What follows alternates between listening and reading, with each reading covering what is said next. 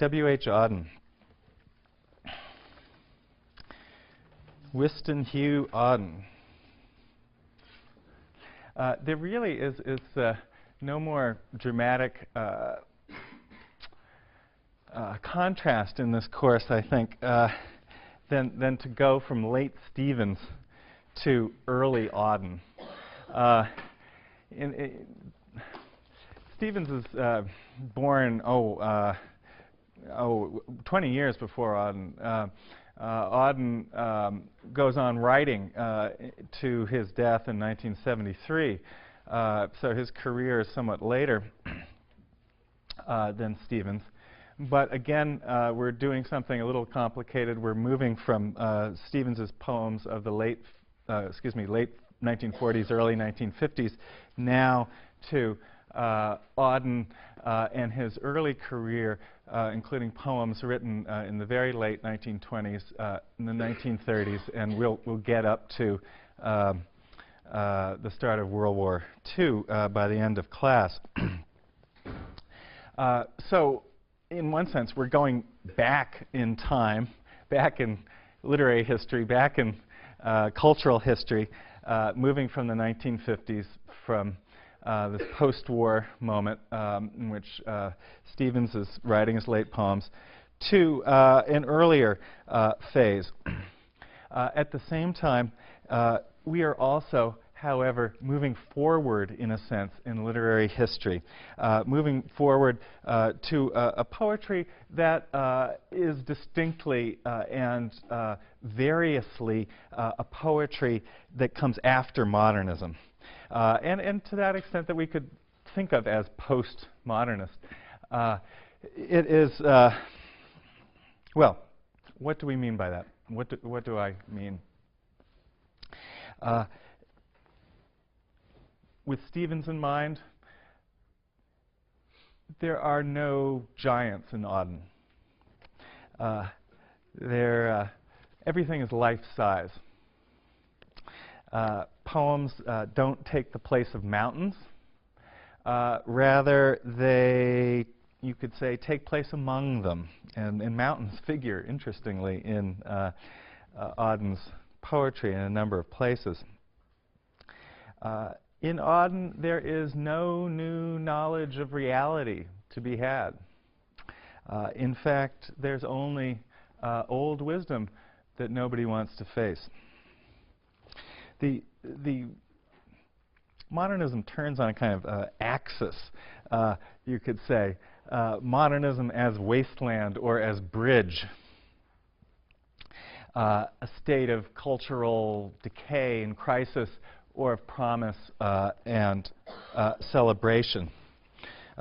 Pound Eliot on one side, maybe Crane, Stevens on the other. Well, Auden is beyond these debates. They don't matter much to him. He is, in a sense, beyond the nostalgia of the one side, and he's also quite self-consciously beyond the romantic exaltation of the other. Auden is a British poet. He writes out of a distinctly British tradition.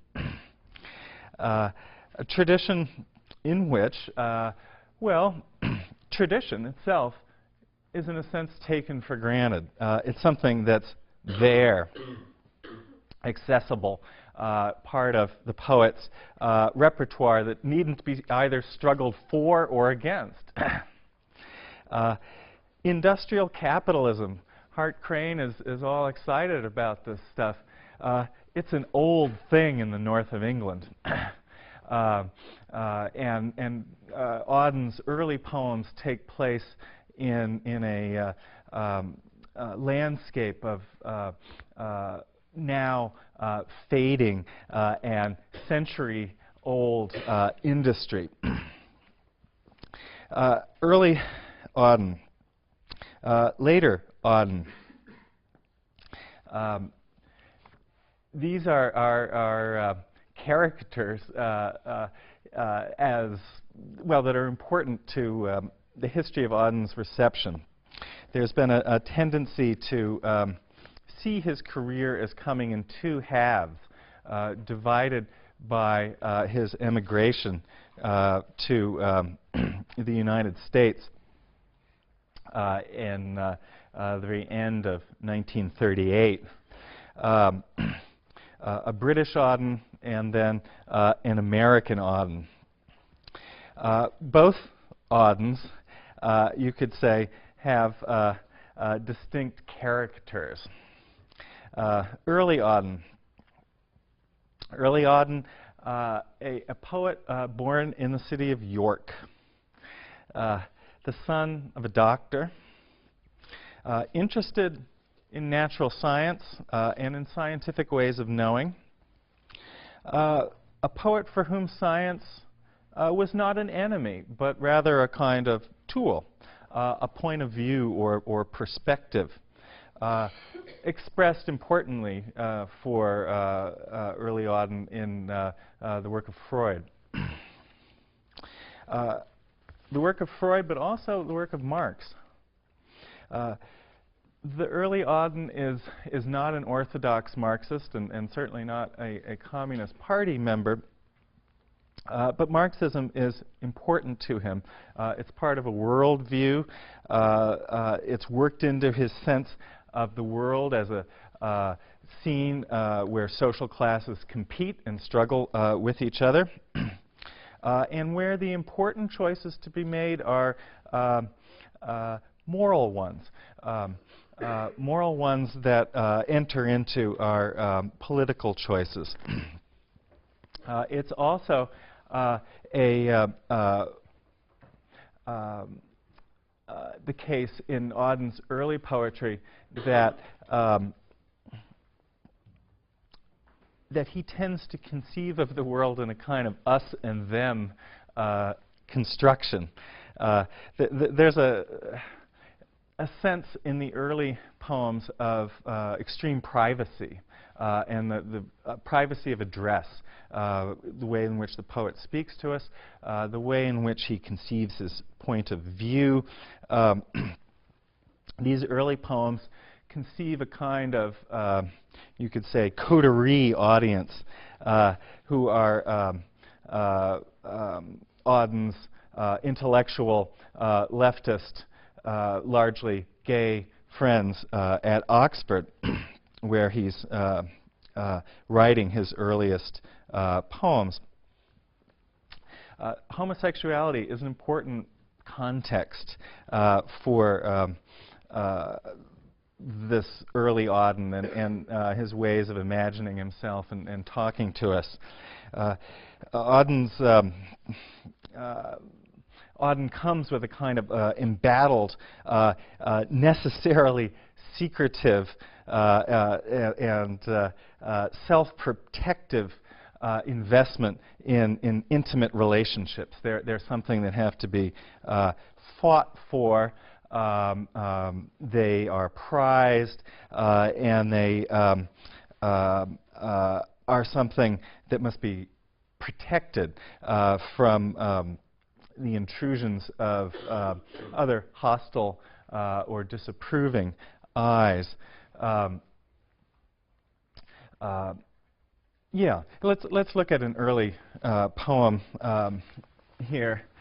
This is in your RAS packet.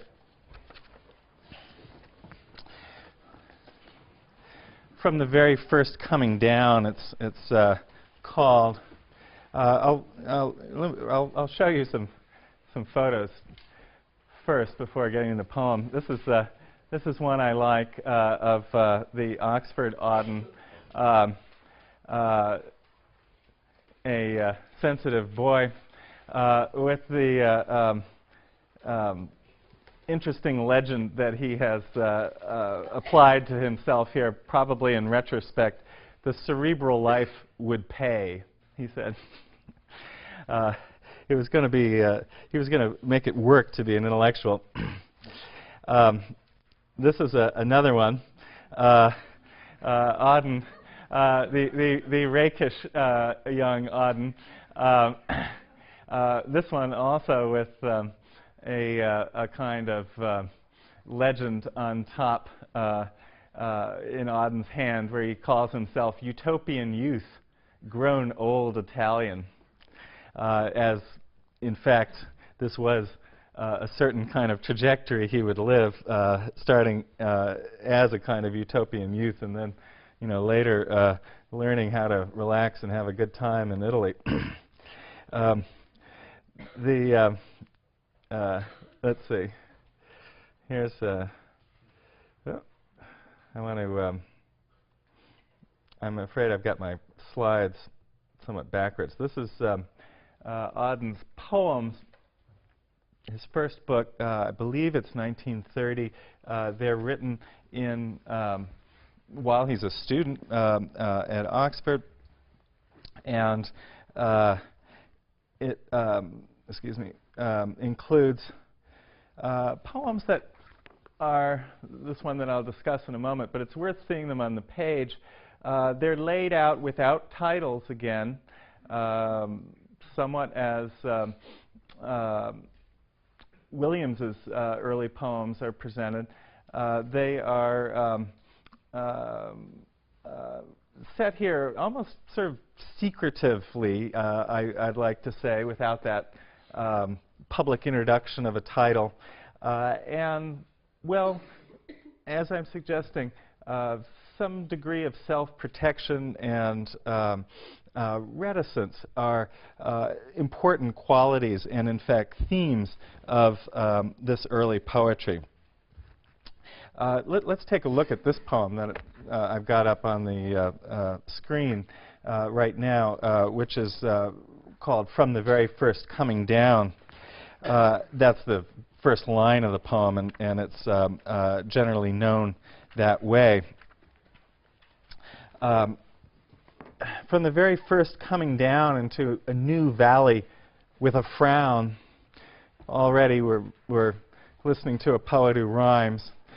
Because of the sun and a lost way, you certainly remain. There's a you here, there's an I. The poem is a kind of letter, and in fact a kind of love letter. Today I, crouching behind a sheep pen, this is that northern landscape that Auden comes from.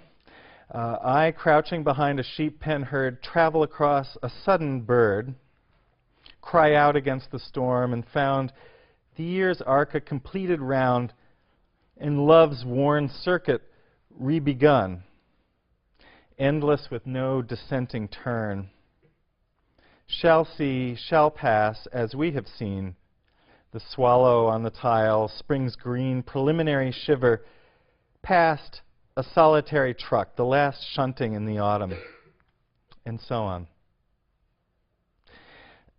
Your letter comes, speaking as you, speaking of much, but not to come. The letter comes, in a sense, from an intimate, a friend, perhaps a lover, saying much, and yet we're given no content to it. It's veiled in that sense. It's speaking of much, but much that is not to come, it seems. Its very content and promises, it seems, withheld. Then there's this further stanza. Nor speech is close, nor fingers numb, if love not seldom has received an unjust answer, was deceived. This early Auden has this highly compressed syntax that requires you to kind of put the sentences together and fill in parts that seem to have been occluded in the poet's compressing of language. Again, an almost veiled form of speech. Auden says, I, decent with the seasons, move different, or with a different love. There's a sense that the love that he that animates him is a different love. It sets him apart.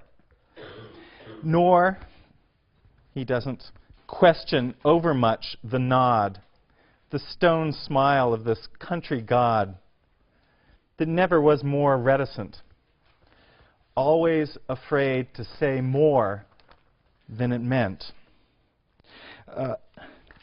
There's an intimacy that the poem establishes here with the you and with us as readers that suggests a kind of implied shared knowledge that the poem nonetheless does not openly declare and doesn't specify, but rather remains reticent about. And we're invited into that reticence, as well as the poet's scruple,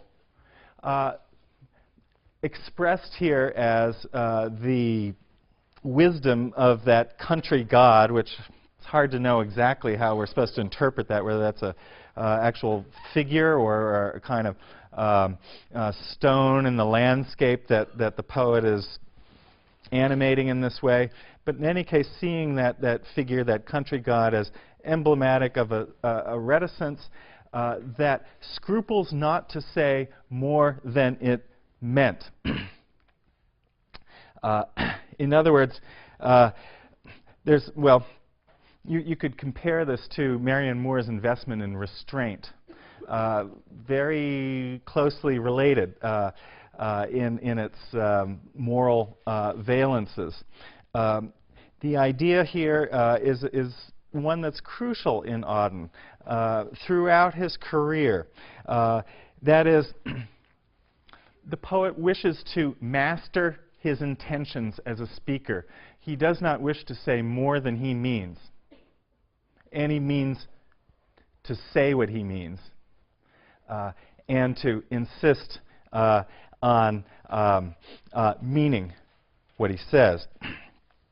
This is a long way from, it's very different from Wallace Stevens's lavish forms of play, his interest in inexactness or poems that might resist the intelligence almost successfully. Auden wants very much to say what he means, and he wants us to be able to grasp that. Well, Auden conceives of poetry and of language generally as a sphere of moral action in which truth is always at stake, where the poet's specific office is to control and use language in a kind of responsible and honest way. This is a poet who wants to be honest. Poets have not always wished this. You can think about Hart Crane saying, "Sleep, death, desire, hasten while they are true."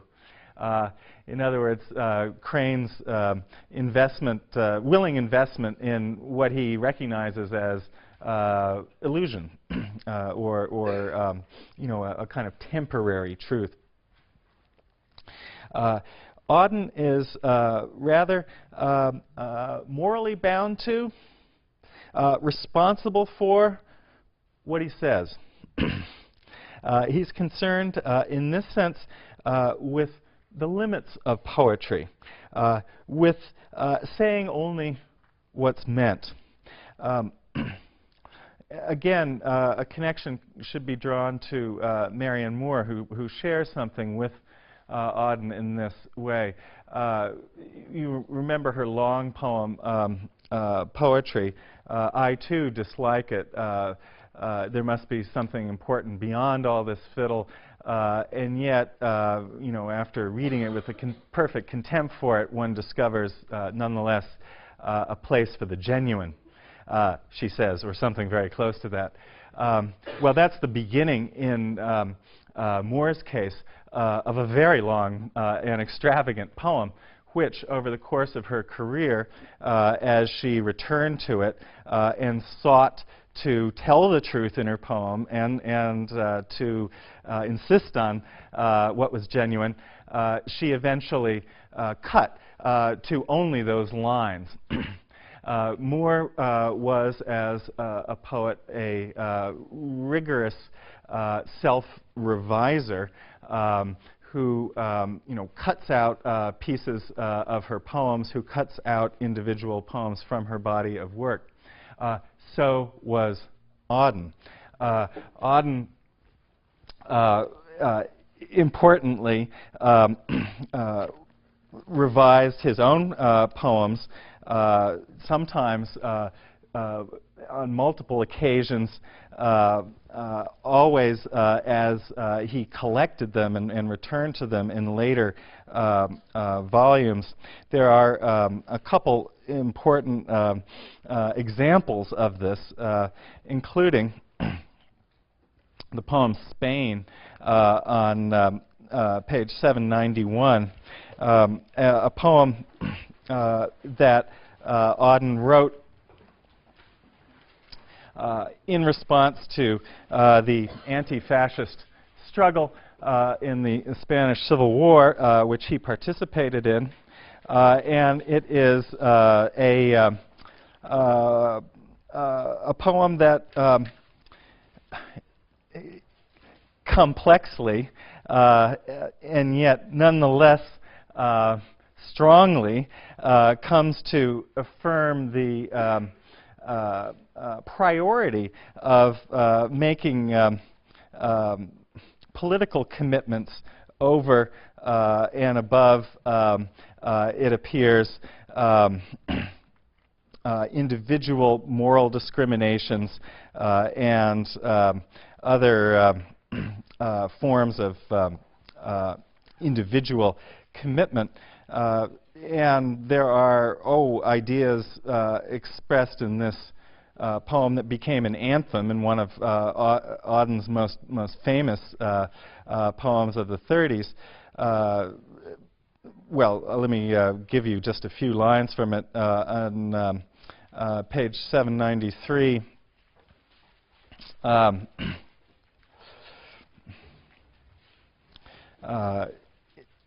stirring us to march, Auden says, tomorrow perhaps the future, tomorrow the rediscovery of romantic love, and so on. But today, on line 93, the deliberate increase in the chances of death, even the conscious acceptance of guilt in the necessary murder. Today, the expending of powers on the flat, ephemeral pamphlet and the boring meeting.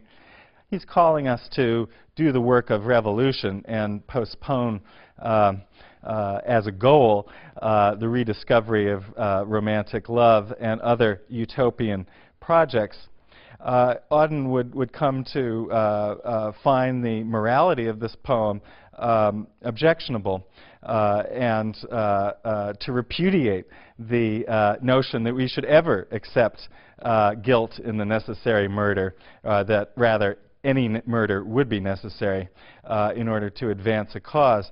And expressing his own self-censure, cut the poem out of his work. And if you buy Auden's collected poems edited by his executor, Edward Mendelsohn, you will find that this poem is not in there. There are other examples of dramatic self-revision. Let me just point to one more that is famous. In the poem September 1st, 1939, again one of Auden's most celebrated and circulated poems, he has in the next to last stanza these assertions on page 803.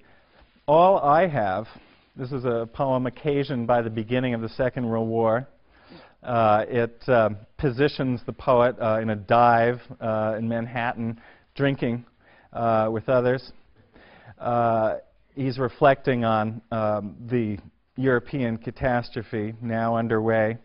He says, all I have is a voice to undo the folded lie, the romantic lie in the brain of the sensual man in the street, and the lie of authority whose buildings grope the sky. There is no such thing as the state, and no one exists alone. Hunger allows no choice to the citizen or the police. We must love one another or die. As your note below registers, Auden later attempted to revise this line, which struck him as, in fact, he called it incurably dishonest. And he revised it first with what seemed to him a more truthful claim: we must love one another and die, because we're going to have to die in any case. And that eventually he gave up on altogether and cut the entire stanza.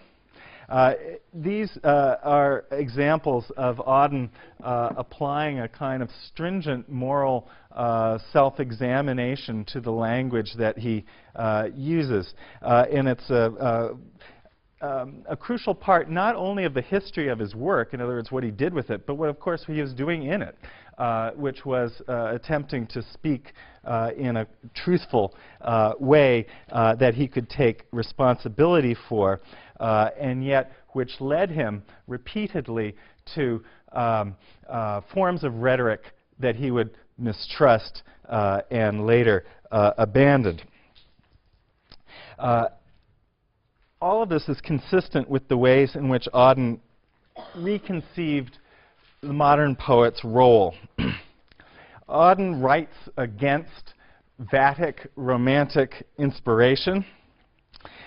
He sees the modern poet as a kind of rationalist, a rationalist especially skilled in the techniques of poetry, of language use, as expressed specifically in technical mastery of verse form and genre.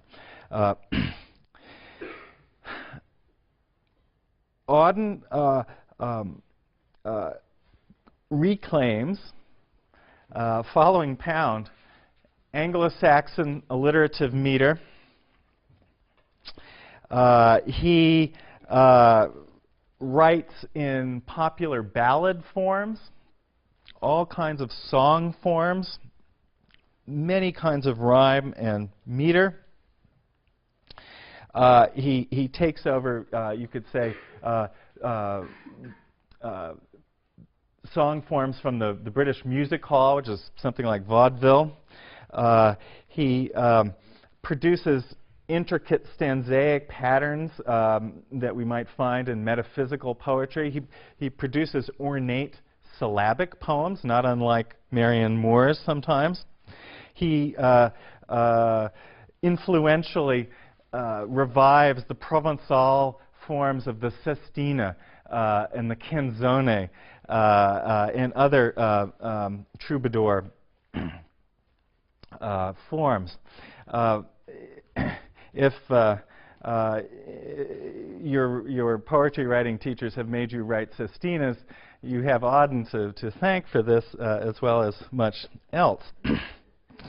There is, in these various acts of appropriation and reclaiming of verse forms, a kind of no nostalgia. Rather, there's a sense that all these forms are simply available. They should be part of a poet's toolkit.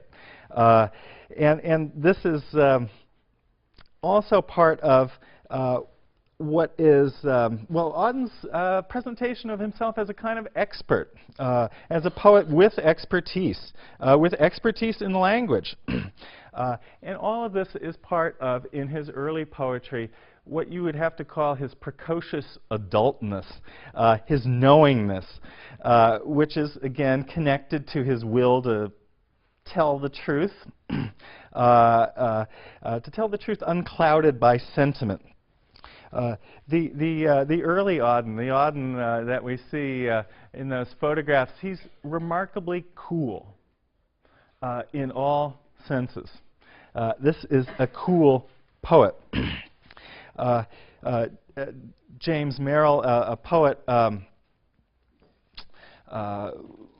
who was a friend of Auden's and influenced by him in many ways, once remarked that all of Auden's poems were written on paper on which the tears had dried. And that's an evocative idea. It's important, first of all, that, yes, those tears have dried. But it's also important that there were tears. And both of these are properties of the poems. And they make Auden a special kind of love poet. Let's look at the early poem, This Lunar Beauty, which is on 787.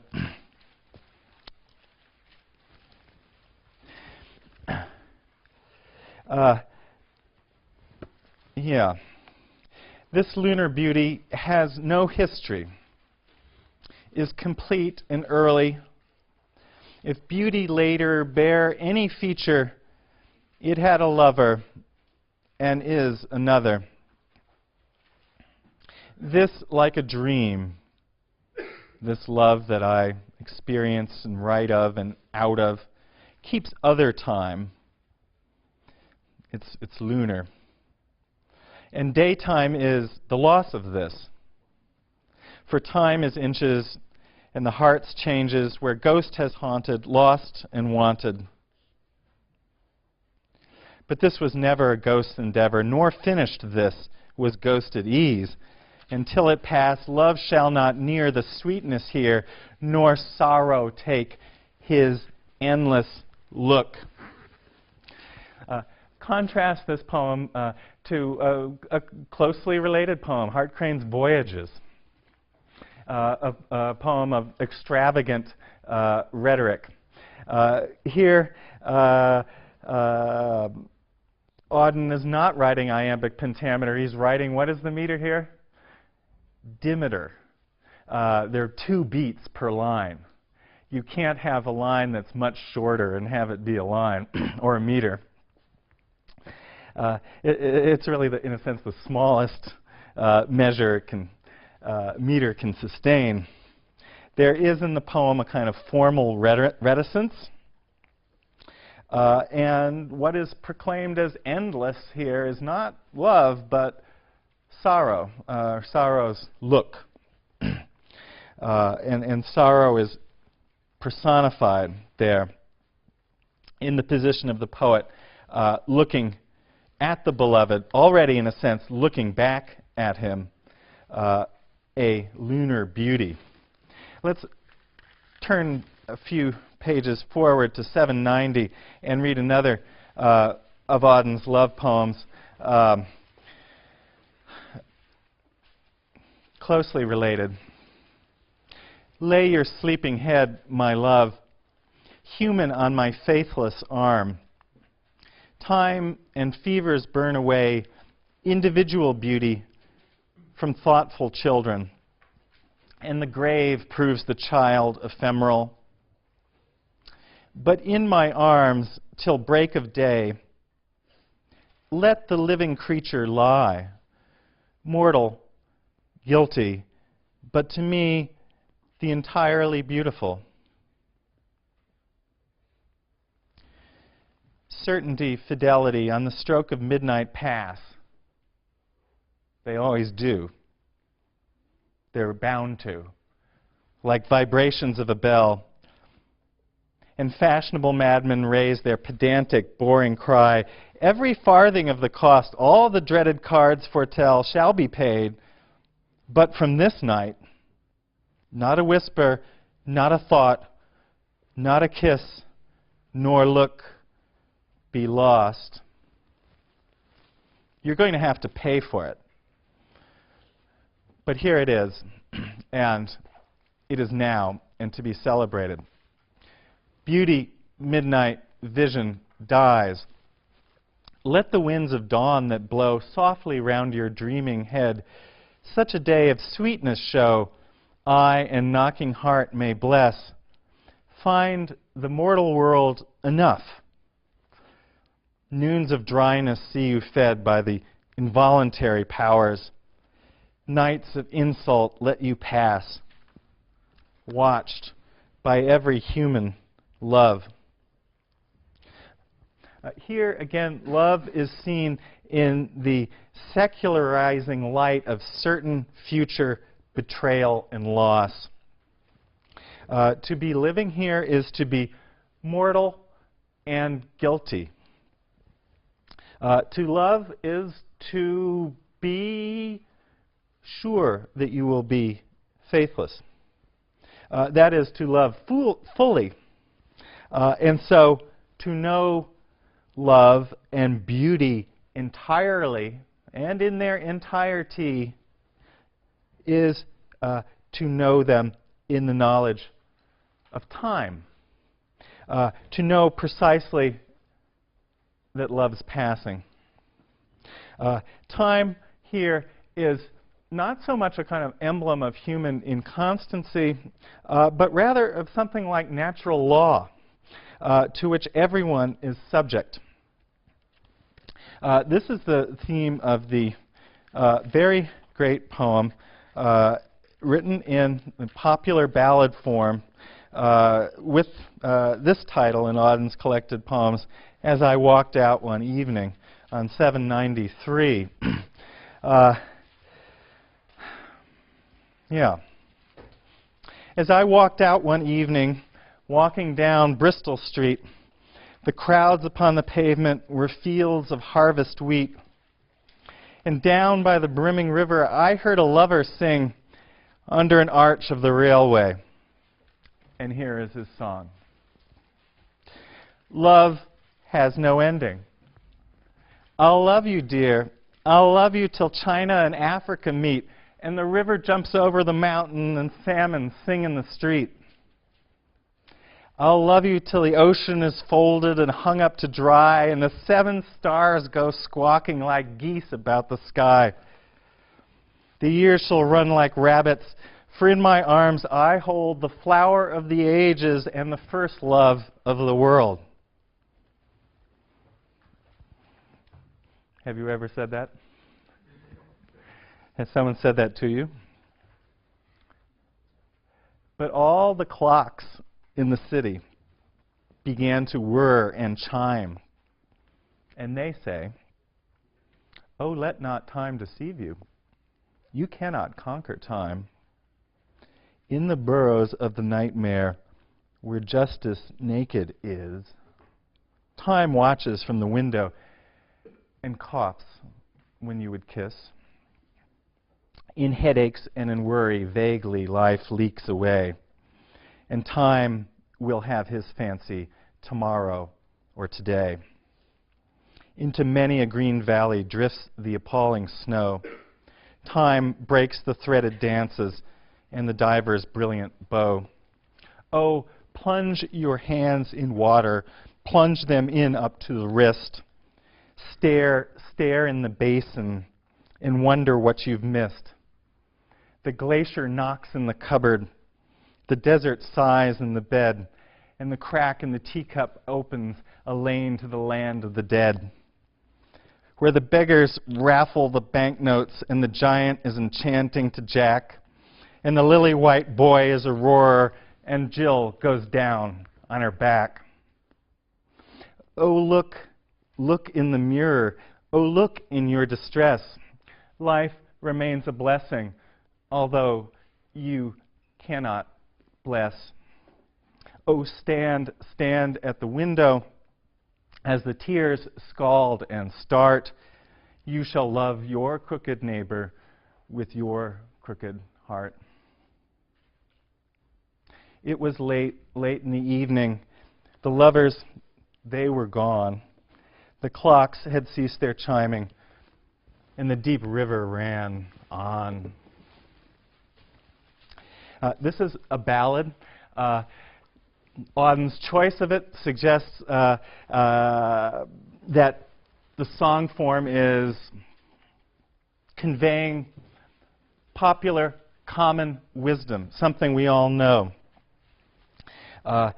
It's expressing truth as a kind of commonplace that is shared, like the tune itself. Truth is not an elite knowledge. It's something that's out there in the street. And it touches all of us in common. There are here in the poem two distinct voices in quotation marks. First the lovers, and then the voice of time, of the clocks. The lover, when he speaks, well, the poem seems to acknowledge he's lying, even if he doesn't know it or mean it. And yet the poem still allows him his truth, his say. What it does really is it frames his truth with this other larger truth, which is time's truth uttered by the clocks. And the clocks speak from the point of view of disenchantment. The lover cannot wash his hands. The poem gives us a kind of image of primary sinfulness. Again, how different from Stephen's. Ordinary life here is haunted by, disrupted by elemental forces. The glacier knocks in the cupboard. The domestic includes tragic and uncanny dimensions. They return like repressed parts of the psyche in the poem. And still, there is a kind of consolation in view in that ambiguous promise or command that you and I will love each other. Our crooked hearts will meet. There's a sense in which people are bound to each other precisely by the circumstances that the poem describes and by the crookedness of their hearts.